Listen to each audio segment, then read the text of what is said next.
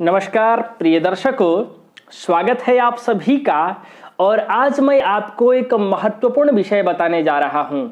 यदि आप भी शिक्षा के क्षेत्र में सफलता हासिल करना चाहते हैं तो आप अपनी जन्म कुंडली में मात्र ये 3 ग्रहों की स्थिति का आंकलन कीजिए।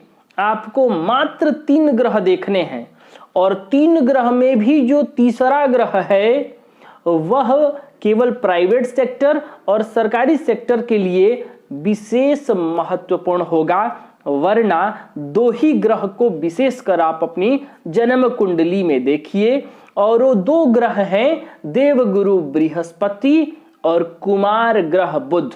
जी हां प्रिय दर्शकों, यदि आपके जन्म कुंडली में देवगुरु बृहस्पति महत्वपूर्ण भूमिका में है या बहुत बढ़िया अवस्था में है, योग कारक अवस्था में है, शुभ प्रभाव में है, विशेषकर केंद्र या त्रिकोण भाव में हो।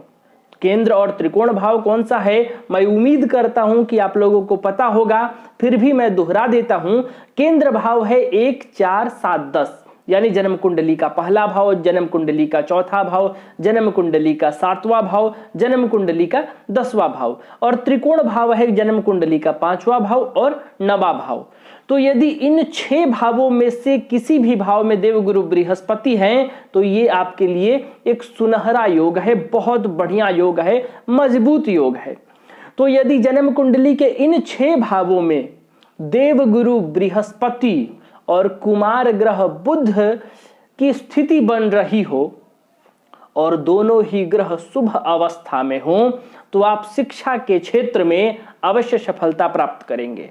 अब यहां बात आ जाती है कि प्राइवेट या गवर्नमेंट।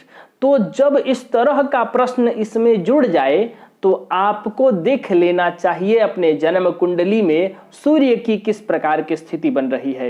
यदि सूर्य भी केंद्र और त्रिकोण में है, अच्छे स्थिति में है, तो गवर्नमेंट जॉब की तरफ चले जाइए। आप सरकारी टीचर बन जाएंगे, सरकारी प्रोफेसर बन जाएंगे। हालांकि प्राइवेट प्रोफेसर कौन बनता है, प्रोफेसर समझिए तो सरकारी ही।